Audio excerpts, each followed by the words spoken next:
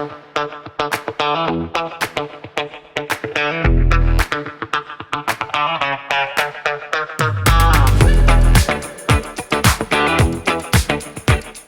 hello, welcome into the Sandbox. Today, I am Tammy J. Bond, host of Playing in the Sandbox, the podcast, where we are deeply committed to inspiring action in today's leaders just like you.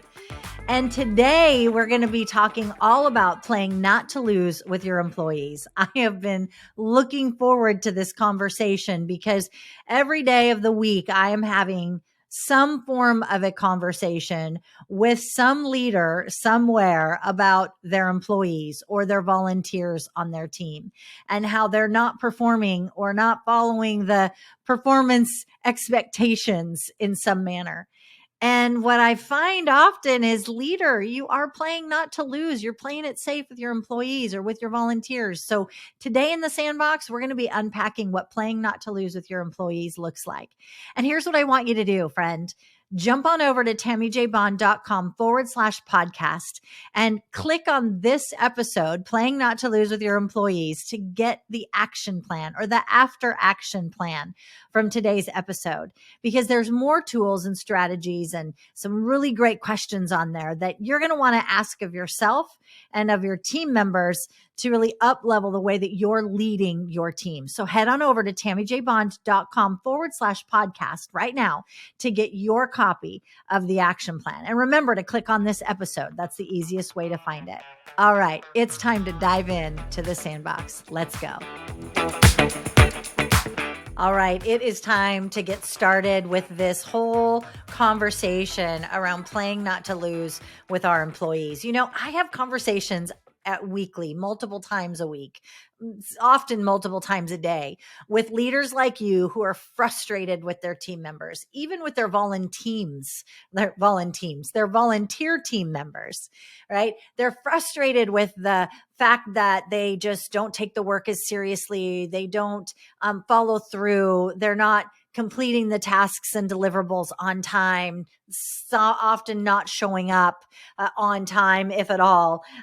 We have people who sit on the sidelines and are those sideline dwellers that stir the pot. You know, the ones that stir the negativity in the workplace, and still don't perform for us. And yet we are afraid to take action and hold them accountable, to hold them to the process that's been set in place for their success, because we are not focused on winning with our employees. We're playing not to lose. We don't want to upset our employees. We're worried that they might quit, they might leave. And with the quiet quitting and the great resignation, I don't know what they're going to call it this week. We're probably going to have another name at some point.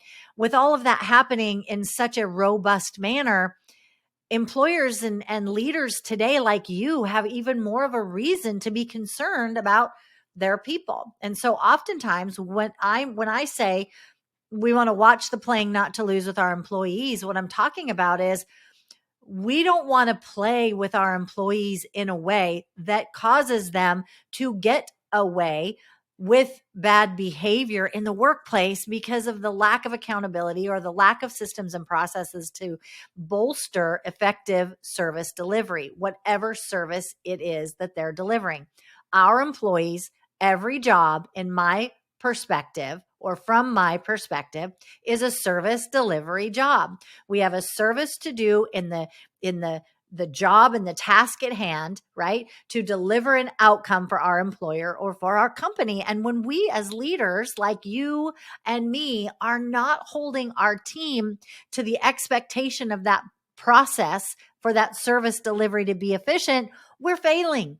We're immediately playing not to lose, because we're holding on to something so close instead of holding people accountable. Or worse, hello, leader, you know who you are. When we micromanage the work that our team members are doing versus setting accountabilities in place for their success, that's part of the successful process, and train to what that looks like and set the expectations. We're now playing to win when we're doing that. But playing not to lose is lack of expectation, lack of proper process, putting process over people, which is a quick road to failure, right? There's several other ways we're going to dive into in this conversation today. But the first thing I want to tell you is this: people over process is a winning game every single time, as long as we have accountabilities and expectations and proper training to go along with that. Playing to win versus playing not to lose with our employees is having proper processes, trainings, expectations with buy wins to go along with that process, so that your team member, as the leader, you've set that expectation and your team member knows what you've expected. And then they also know that they can count on that you're going to hold them to that commitment that they make when they say, yes, I'm going to do this project. Yes, I'm going to meet your deliverable. Yes, I'm going to do it with excellence, because you've already framed out for them. You've cast vision for them, what that success looks like. Okay, you can see that this is a really exciting topic that I love to talk about. I am super thrilled to let you know that I have a whole new curriculum coming as well, that's going to be on how to lead effectively with the proper buy when, and how to hold something I call as your 20-minute clarity session that you're going to have, your check-in session that you're going to start having. But I'm getting ahead of myself. So let me get back. Let me go backwards here. There are two things that I want you to know. And actually, really, it's a bonus of three. There are two things that I want you to know about honoring process and people for performance. Okay. Honoring the process and the people for optimal performance. How do we do that? Well, first and foremost, you got to ensure, leader, that you've got the right seats, that you have the right seats of people in the right seats and positions to be effective, to be most effective for the performance that you want for them and from them and need from them. You know, I was just having a conversation earlier this week with a leader that I'm working with, who is struggling and frustrated with people, with their team members who aren't delivering for them.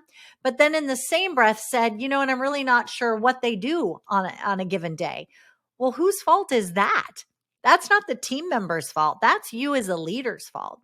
If you have people on your team that you really don't know what they do, and you're not really thrilled with the outcomes that they are producing, that's not that you have the wrong seat necessarily.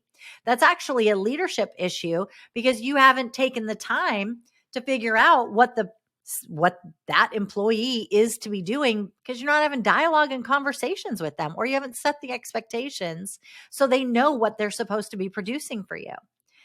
When you have proper processes in place and you have the proper seats, meaning that every seat on your team is filled by a person that is equipped, skilled, and trained to perform the essential functions of the job. And this can also be for you. Leader, if you're not satisfied with the position that you hold, you got to ask, am I sitting in the right seat? From my perspective, the view from my chair, am I in the right seat and doing the job that I've been hired to do to the best and highest use for my skill set that I have? Or have I been playing it safe and kind of just hanging back? Or am I constantly frustrated because I don't agree with the direction that the company's going, or all the other litany of excuses or reasons that you might have for not performing? Are you sitting in the right seat for you? And when it comes to your employees, you're frustrated with the employees that you have. Do you have the right people in the seats, or do you just have bench warmers? Right? Do you just have bench warmers that are there hanging out on the sidelines or hanging out on the bench in the dugout, right? To use a baseball analogy, they're hanging out in the dugout, warming the bench, right? They're watching the game go by and they're just sitting there waiting to be put into play, but you don't really know how to play them. You don't know what their skill sets are or what skills they need. You know, I had a conversation with a leader just today, in fact, that said, there are 3 things that I want to work on between now and the fall. Okay. So 6 months period of time. There's something I want to be working on over the next 6 months, so I master it within the next 12 months. Okay, cool. What's that? They laid out the 3 things that it was, and they had that clarity of picture in their mind of the 3 things that they know, that the skills that they want to build in themselves to be a better performer in the job that they've got. And those are conversations I want to have with leaders like you all day long. And you as a leader want to have those kind of conversations with your team members also all day long, because that tells me that person, that individual, that seat in the seat is not going to stay as a sideline dweller or a bench warmer. They want to be put in to be most effective in the processes that you as the leader are setting up for them to follow so they can succeed in their job. So playing not to lose is being really clear of the players that you have on your team. Do you have them in the right position? Are they playing the position that you've given them because you've trained them efficiently, you've set clarity of expectation, and they understand what success in their role looks like? That's how you play to win with your employees. Now, I am sure there is someone listening to this episode saying, Tam, this sounds all great and good. I already do that and the team's still not performing. Then you have not followed this process. Then I guarantee you do not know if you have the right seat and seat, if they have been trained to understand the process and how to succeed at them, if they have been given the expectations with the buy wins and understand the accountability they own when they perform or when they don't perform, what that outcome is going to be for them, what that consequence. Just like I tell my kids, every choice has a consequence. Choice and consequence go hand in hand. You do not get one without the other. Every choice has a consequence, positive or negative. You choose. Your employees, leader, are exactly the same way. But if you haven't given them the clarity of the choices to make so that they can make a healthy decision for the growth of their position or the growth of your team, you're failing your team. If you've got people that are confused about what success looks like, you, leader, have not given them the clarity of expectation. So we want to ensure that we have the right seats and seats and that we got the right talent there and the right heart motives. I can train people for a task. If their heart motive has soured, if their heart motive is this is just a job and I'm just going to get a paycheck and I'm only here to do that, or a future episode, spoiler alert, is going to be what I call duck and cover. If you have employees that are in the duck and cover mode to just get by, and we'll go in the future into more details about what duck and cover is. It's a big one. It's a doozy. If you have people that are just get by it in their attitude and in their beliefs in that position, then they are not the right seat for you. And you as the leader, it's up to you as the leader to determine that. It's up to you to determine that you've got the right players there and that you are equipping them to be successful. Now, I'm going to tell you this. You might be looking at that person who is not your favorite, right? They're just sort of a just get by, or they really don't bring the right stamina and the right approach to the conversation of the team. And they really aren't offering any new ideas to the team, or you're always needing to follow up with them on their work. And so maybe they're not the right person. Before you throw them off or invite them to a different opportunity outside of the seat that you have them in, it's up to you, leader, to dig into why they're performing in that way. Do they understand the process? See, this goes to the people over process. We want to understand the thinking and the heart motive behind the person before we just excuse them and invite them into a different opportunity. Because you know what happens then? That's what creates the ripple effect. You're going to let two things. You're going to let somebody else off the hook for not performing. That means part of their work is going to go to other members on the team and they're going to have to pick it up. That's going to really frustrate the other members of the team. But the second thing that then can happen is this.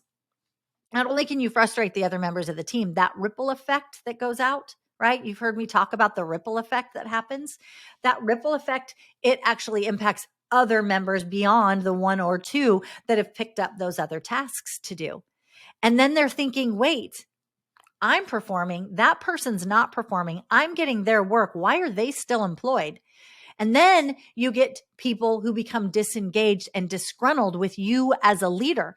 They're committed to the vision. They like the work that they get to do, but you as a leader, they don't trust. And as you've heard me say, you've heard it said probably anytime on any day of the week on LinkedIn, you've seen it, that people don't leave jobs. They leave bad leaders, right? They don't leave bad jobs. They leave bad leaders, right?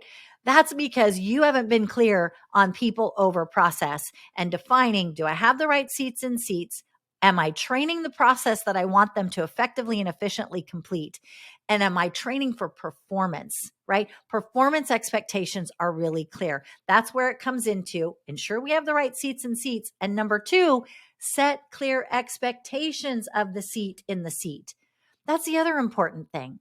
See, we can get so caught up in and wrapped up in getting the tasks in the to-do list done, and we might be even micromanaging to ensure that everybody got it done, and we're not paying attention. Do I have the right people? And is everybody working at that same level of velocity that I need? Do I have the right agreements in place with people? An agreement is this: when we talk about setting clear expectations, it comes with a by when. And for anybody who's worked with me, they know my favorite two of my favorite words. I have several, but two of my favorite: by when. If I'm going to be with a group of people and we're going to start making an agreement together of something we're going to accomplish, I want by when commitments, because to just say, yes, we're going to get that done without the specifics of we're going to have it done by the 14th of next month at 2 p.m., right? Without that level of commitment, friend, you don't have clarity of expectation. You do not have clarity of deliverables from your people. Got it? Okay. Number one, ensure you have the right seats in seats. Number two, set clear expectations with by-when agreements. Clarity of expectation also goes like this. Here's what I need. Here's by when I need it. What do you understand? And what do you need from me to be successful? Right? What supports can I offer you? But setting that clarity of expectation. Now, I'm going to say this. I know that there are people that listen to my podcast every time a new episode comes out. And I know that you as a leader that's listening right now, I can see the faces of the people that have reached out to me that are going to tell me, oh yes, I set clear expectation. And I'm going to say, go look in the mirror and tell yourself to tell the truth. You got to be really honest with yourself when you break it down at the beginning and the end of the day. Clarity of expectation is not most of our strengths and strong suits. It takes and requires practice, implementation, and accountability to myself. And I get somebody else like a coach or someone like another leader on the team to help me understand, am I succeeding? The best way to know if you're clear and succeeding with setting expectations with your people, ask them. Playing to not to lose with our employees is asking more questions as well. If I want to know if I'm being successful with setting clear expectations, I'm going to ask them. I want to know, are you clear with what my expectation is? What more? That's why I say, what more do you need from me? How can I serve you? How can I support? Those questions are paramount importance when you're setting the clarity of the expectation and the by when. Now, hopefully, no, hope is not a strategy. Ideally, your employees are going to get this pattern from you down so well, they're going to tell you the by when of the commitment before you ever need to ask for it or offer it. Some of the best teams and the biggest transitions or transformations, I should say, that I've seen with teams is when employees start saying, yes, received, heard, and this is when I will have it done. And that takes me into the yes, no, renegotiate. And you've heard that in previous episodes. Yes, no, renegotiate. I'm going to let my yes be yes, my no be no. However, I don't stop with no when someone makes a request of me. I offer a renegotiation, right? I'm going to offer something else. Yes, no, renegotiate. I'm going to say, yes, I'm clear on what you need from me. No, I'm not able to deliver it by that date. However, here's when I can have it. Can we be in agreement that I can have it by this date? And then you negotiate that new date because we're going to honor it. Unless it's an emergency, unless it's urgent, and there really is no negotiation, then you as a leader get to be bold and say, there is no renegotiation on this date. This is the absolute drop date that I need this done by. Are we clear? What do you need from me? And then you move forward and you write it down. And your responsibility as the leader is actually to write down the agreements that your employees have made with you. I'm just going to let that one land right there. Your responsibility as a leader is to write down the agreements that your employees have made with you. And then you follow up in writing to let them know, hey, thanks for that conversation. I appreciate that you're working on X and that you're going to have it done by Y. And I heard you when you said you needed this from me. I'll look forward to the outcome. That's it. You write it down and you follow up with that. That puts it in writing after we've had a verbal. So important, such an important step that we miss. This is part of the playing to win with our team members versus playing not to lose. When we don't take responsibility to ensure that our team members really actually know everything that we need them to know, the by when, the how, and we're here to support them, we are failing. We are failing as a leader. And that's what causes you to get into that micromanagement mode. And you know who you are. When you are micromanaging every detail, here's the trick of this, y'all. When we're micromanaging every little detail, the minutia that we're stuck spinning in, it's actually because we feel like it's something we can succeed at. If I just pull everybody in really close and I'm looking at all the people in the seats on the seats and all the to-dos that they have before them, and I'm hyper focusing on them completing those tasks, I'm not trusting them. I'm not ensuring that they know that they are skilled and equipped. And I haven't trained them to be skilled and equipped to do the job before them. And I'm actually telling them I don't trust you, which then, so that I can trust that the work's going to get done, causes me to go in and hyper focus as a leader on what the individuals are doing in their daily tasks. Just the same as if you don't know what your folks are doing, and it's a fine line. I'm going to say it this way, because if you don't know what your people are doing, then we have a different set of issues as leaders when we don't know what our people are doing on a daily basis. I don't need to know all of the details as long as they're achieving the results. I'm going to give them autonomy to achieve the results that they're there to achieve on time, or ahead of schedule would be amazing, but on time is acceptable. And until they prove that they can't achieve the task that they've been given on time and completed correctly, then only until that point do I draw them in to give more training. Right? But often what happens is we'll go into micromanagement and we're not doing any skill building. We're not training for process. We're just hyper focusing on what the person's going to fail at or not do for us. And again, that's a playing not to lose mentality. A lot of information here. So you're going to want to make sure that you get the after action plan today, which is at tammyjbond.com/podcast, and click on this episode, Playing Not to Lose with Your Employees, so you can get the tools that I've given you there, so you can understand some of the ways that you can lead from a different perspective, lead from that position of a powerful mindset and a powerful leadership positioning to play with your employees to win and encourage them, because you've got the right seats, friend. And you've set the clarity of expectations with the buy wins, and you've got those agreements in place. Here's the number 3 bonus, though, I want to give you, so all of this comes together successfully for our people over our process. The process will get there. The people come first. Have reoccurring weekly meetings with your team members. Yep. And here's how I want you to do that. I want you to have 20-minute check-ins. I call them 20-minute power check-ins with each team member. Yeah, you heard that right. 20 minutes. 20 minutes once a week. And I want it to be clear and concise and specific on what it is that you are asking them to do. And you will get my template for how to have those 20-minute check-ins on the after action plan from today's conversation. So you're going to want to make sure you get that, because I'm going to give you the steps on how to actually have an effective 20-minute check-in. Because those power check-ins are not just good for you to take the temperature and understand how the employee, how your team member is doing. They're really great for the team member to know that I have a leader that actually cares about what I'm doing. I was on a conversation earlier this week. Oh my goodness, it's been a full week, y'all. I'm not even kidding you. I was on having a conversation with somebody who doesn't have even monthly check-ins with team members, and then is wondering why the team is not performing. And now I know I've got people here that are going, well, duh, right? Like it's I should have had a V8 moment, for those of you that know what that reference is. Otherwise, just Google it. You'll know. But I want you to, it's shocking to me, even still after all these years, the most simplistic steps that we can take to change and transform the outcomes that our team are producing is having these 20-minute check-ins. And to hear that we have leaders out there And maybe you're one of them and you don't have those check-ins. And maybe your reason is because I don't have enough time. And maybe your reason is because I shouldn't have to have them. Or maybe your reason is it's not part of our company culture. Or maybe your reason is I'm trusting my people to do their job. I need to check in on them and micromanage them. A 20-minute clarity check-in is not micromanaging, friend.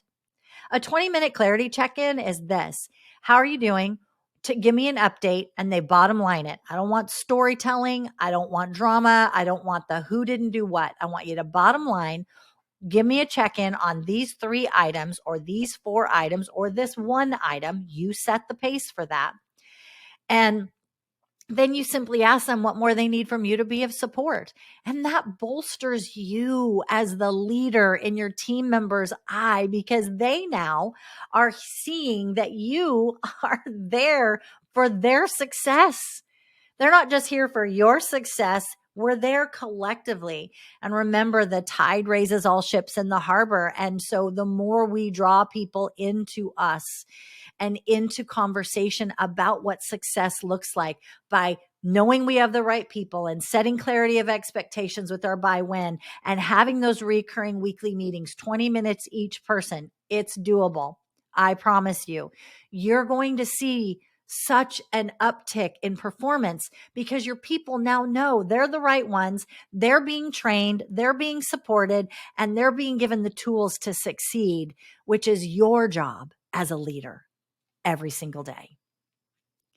I hear often people complain, probably the most of all, about holding people accountable or the challenge with holding people accountable. And the truth be told, you can't hold people accountable. I get to hold myself accountable to the word that I give you and the commitment that I give you. You hold yourself accountable to the word that you give to your team members or your leader and the expectation that you're going to do the job and that you're going to do what's before you and you're going to do what you say that you're going to do. We're going to be talking a lot about accountability and motivation coming up in the next series of Sandbox conversations. Each individual holds themselves accountable, and that's really important. Important for you to share that with your team members as well. And it comes into that setting that expectation. When you're setting the clarity of expectation with your people, that what accountability looks like and what that outcome for success looks like, and by when you get it, by when you're going to have it or achieve it, that accountability becomes really clear. And it's not you holding them, you're simply reflecting or holding the mirror up for your people. That's playing to win with your employees. That's what moves you out of the micromanagement and moves you into bolstering people's self-efficacy. There's a new one for you. The way that they see themselves able to succeed in the job before them with you as their leader. So, friend, I want to tell you this. Don't let your people off the hook because they're not performing. Find out why they're not performing. Don't blame them for not performing. Don't blame them for not achieving the results. Find out why. Find out what their stumbling block is. Find out what's getting in the way. Assess if you have the right seat in seat. Make sure that you've trained the process so that the people can succeed succeed with the process that you've given them. And make sure that you've set the clear by when agreements and those expectations. Set them. Yes or yes, no, renegotiate. Insert that into your 20-minute clarity check-ins, your 20-minute, whatever you want to call them. They don't need to be longer with your individuals than 20 minutes. You're going to want to just these 3 simple steps, so key to playing to win with your employees versus allowing the behaviors to be continuing on or perpetuating bad behavior or perpetuating sweeping things under the rug. It no longer serves. And again, people don't leave bad jobs. They leave bad leaders. We've all heard it. You've seen it. You've seen the memes. You've watched the videos. You know it. So I'm just knocking on that door of awareness for you. Playing to win with your employees starts with you being efficient and effective, training the process, appreciating the people over the process, setting those expectations, ensuring you have the right seats in seats, and Having weekly check-ins with your people. There's more to come, I promise. Don't shrink back right now, leader. Just stop right there and affirm that you're moving in the right direction for your leadership skills to come up to a new level, to support your team members coming up to a new level. And for those of you listening that don't yet have a team around you, maybe you've been on a volunteer team. Maybe you are thinking about launching into building team around you, or you serve on a team, but you're not leading the team. These steps come into play for you as well. These are applicable for you. If you have questions of your leader that leads you and you're just someone that's stuck in the middle management role and you're needing that support, then you ask for it. Ask to be trained better on the process. Ask to have 20-minute clarity check-ins weekly. Ask for the clarity of the expectation. Introduce the buy-win to your leader. If they're not listening yet to this podcast, introduce them to the podcast. Share this in your next team meeting so we can come up with some agreements around these 3 simple steps to start being more efficient in the workplace and really elevating our people over our process for performance, so that we're playing to win versus playing not to lose as employees. Make it a great day. Hey friend, here's a little bonus for you on holding others accountable. I want to reiterate to you that each individual holds themselves accountable. It's our job as individual leaders to reflect the mirror upon those folks and the word that they gave or the commitment that they gave to the company, right? To you as the leader and to the work that's before them, that they are committed to doing a job with an expectation that you have so eloquently placed before them, right? You are to reflect the mirror of what they said yes to. Remember, yes, no, renegotiate. When we let our people off the hook, when we let team members off the hook and we don't hold them accountable, we show that we don't value, right? We show that we don't value them as an individual, the word that they gave, or the work before us. We can show that we don't value commitment when we let people off the hook. When we don't communicate regularly with our people, remember those 20-minute check-ins weekly, right? When we're not communicating regularly with them, we're playing not to lose. And that's an important one. Playing to win with our employees is of high value in the marketplace. Leaders who play to win are the ones that, when we ask the question, think of the leader or the boss that's had the best influence on you, that you would like to model the behaviors of, that was your favorite or the most positive experience you had, right? They had the greatest positive impact on you. Think of that person. What were their characteristics and what did they do? Do you know that the response, like 9 times out of 10, the response is always has to do, they saw more of me and in me than I saw in myself, and they held that standard for me. They gave me opportunities to learn. They helped me to hold myself accountable to the work that I said I would do. They didn't allow me to shrink back and be less than my best, or get away with not performing at my highest best use. And they always gave clear directions, and I always knew where I stood. They were accessible. Not that means they had an open door. And in a future episode, I will tell you that open doors don't work, but they were that open door policy. My door is always open. Don't use that. If you do, change the language, and you're going to learn in a future episode about that. That they knew that their boss was always accessible to them. I just wanted to explain that real quickly to you, because in this recap of playing not to lose with our employees, it's important to know that when we let them off the hook for not doing the job that's been placed before them to do efficiently and effectively because we've set them up for success, we're failing ourselves and we're failing our people. Playing not to lose is about us as leaders. When we're playing not to lose with our employees, it's about us and our fears and our own limiting beliefs around what we can do as a leader and what our people can do. And when we change that, we're unstoppable. So thanks for joining me in the Sandbox today. Hey, thanks so much for coming into the Sandbox today. This was an episode, Playing Not to Lose, with your employees that was filled with a lot of really great information. And my hope is that you're leaving with new tips, tools, and strategies to navigate your next bold conversation with those employees, to navigate your next bold conversation on the team with your leader that leads you, to raise the level of excellence in your organization, in your team, in your company, in your own personal life. And hey, it would mean a lot to me if you actually shared this episode with someone that you think could truly value or benefit from the value that was within the content here today. I know that third-party affirmations go so far in today's world economy, and it would be an honor if you shared the value that you gained by being in the Sandbox today. And if you haven't done so already, I'd love it if you'd leave me a review, a positive review. And if it's not positive, I want you to go to my website and send me an email so that I can hear what you'd like to see come into the Sandbox. What's the topic? What's the content? What do you want more of? What do you want less of? And I'd love to get that feedback from you, because I know that I'm always growing when I'm hearing feedback, positive and even the negative. Gives me an opportunity to shift my perspective and to grow forward in the direction I want to go.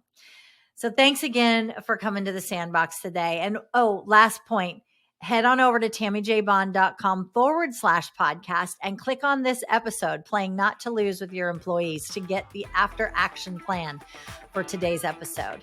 I'll see you in the Sandbox again soon. Make it a great day.